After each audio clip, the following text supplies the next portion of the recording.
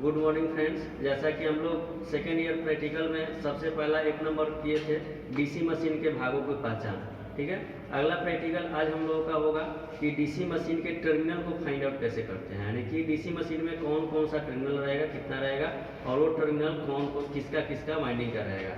जैसे यहाँ ये देख रहे हैं डीसी मशीन, इस डीसी मशीन में यहाँ ये 6 टर्मिनल दिखाई दे रहा है, 6 नहीं या 5 दिखाई दे रहा है, लेकिन एक तार ये जो है यहाँ से टेपिंग करके ये निकला हुआ है, ठीक है। तो ये 5 टर्मिनल, 3 ये, 4, 5 और एक तार ये निकला हुआ है, 6 हो गया। तो अब इसमें 6 गो में अब हम लोग देखेंगे कि कौन आर्मेचर का होगा, कौन सीरीज का होगा, कौन शंट का होगा, ठीक है। तो इस तरह से हम लोग पहला विधि क्या कर लेंगे, मल्टीमीटर का। मल्टीमीटर के यहाँ ये कंटिन्यूटी रेंज पे सिलेक्ट कर लेंगे, यानी कि ये कंटिन्यूटी दिखा रहा है, इस पर सिलेक्ट कर लिए। अब इसके बाद इसको हम लोग देखेंगे रीडिंग क्या दिखा रहा है।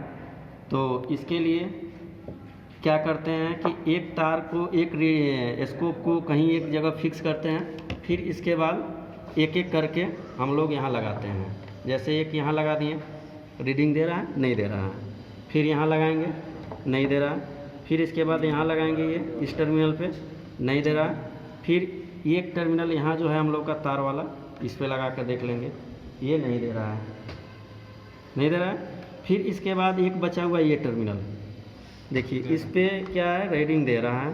तो इसको हम लोग देखेंगे यहाँ लगा करके, ये देखिए रीडिंग दे रहा है। तो यानी कि पहला पेयर हम लोग का ये होगा, ये दोनों ऊपर नीचे, ध्यान रखिएगा, ये पहला पेयर क्या होगा, ऊपर और नीचे, ठीक है। इसके बाद दूसरा यहाँ से शुरू करेंगे, तो एक बार यहाँ लगाएंगे, एक बार यहाँ लगाएंगे, रीडिंग नहीं दे रहा है, फिर एक बार यहाँ लगा के देखेंगे, नहीं दे रहा है, फिर एक बार यहाँ देखेंगे, नहीं दे रहा है, सब तो हो गया, नहीं दे रहा है। तो एक और जो हम लोग का ये जो तार है उस पर लगा कर देखेंगे, ये ठीक है, देखिए ये रीडिंग दे रहा है, यहाँ आवाज़ भी कर रहा है, यानी कि कंटिन्यूटी दिखा रहा है इसमें। फिर इसके बाद एक तार यहाँ लगाएंगे और बाकी जो बच गया ये सब, ये दोनों इसका हो गया, ये दोनों इसका हो गया, तो बाकी ये जो हम लोग का बचा यही है दोनों। तो यहाँ भी ये दे रहा है, आवाज़ भी दिखाई दे रहा है, ठीक है।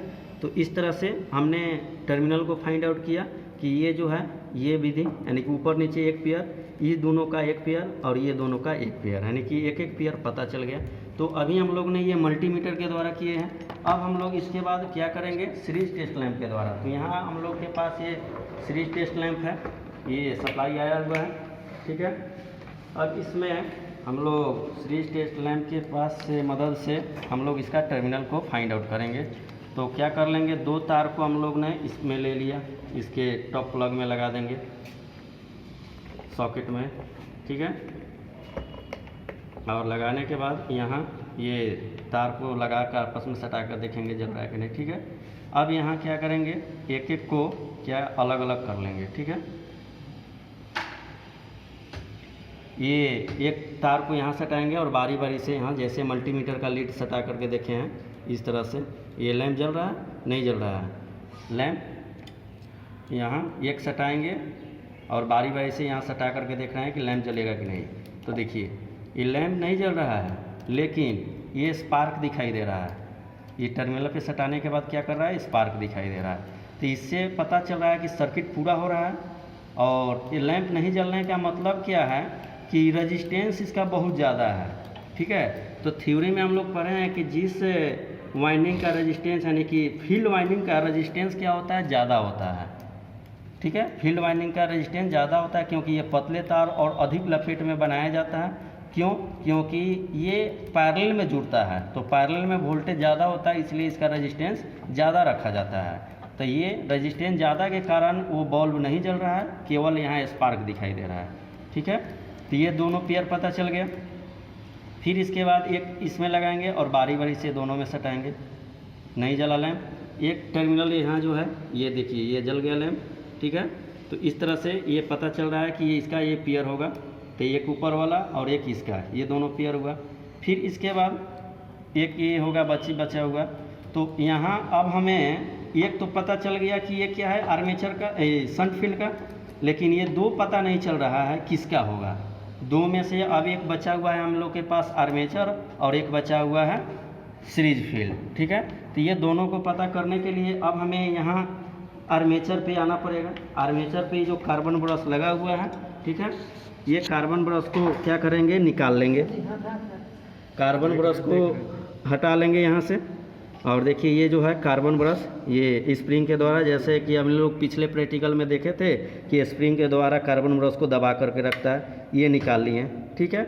अब निकालने के बाद ये टेस्ट लैंप का 2 तार लेंगे यहाँ, और ये जो है इस पे और इस पे सटाएंगे। देखिए ये जल गया, तो ये तो आर्मेचर नहीं होगा, ये इस पे अब देखिए नहीं जल रहा है, ये जो टर्मिनल है नहीं जल रहा है। क्यों? क्योंकि हम लोग आर्मेचर का ये निकाल दिए हैं, इसलिए ये नहीं जल रहा है, ठीक है। तो इस पे देखिए ये जल रहा है ये। तो इस तरह से यही जो हम लोग का टर्मिनल होगा आर्मेचर का होगा। क्योंकि नहीं जलने का कारण क्या है कि आर्मेचर का टर्मिनल हम लोग ने हटा दिया है और ये जल रहा है, तो जलने का मतलब कि ये क्या है, सीरीज है। तो इस तरह से हम लोग टेस्ट लैंप के द्वारा और मल्टीमीटर के द्वारा डीसी मोटर के टर्मिनल को फाइंड आउट किए कि कौन सा आर्मेचर होगा, कौन सीरीज फील्ड होगा, कौन शंट फील्ड होगा, ठीक है। तो इस तरह से हम लोग का आज ये प्रैक्टिकल पूरा हुआ। क्या है प्रैक्टिकल आज का कि डीसी मशीन का टर्मिनल को फाइंड आउट कैसे करते हैं, ठीक है। मल्टीमीटर और टेस्ट लैंप के द्वारा किए, जिसमें आर्मेचर, 2 टर्मिनल, 2 सीरीज फील्ड और 2 शंट फील्ड का पता चला। तो आज के लिए इतना ही, फिर मिलेंगे अगले प्रैक्टिकल में। Thank you.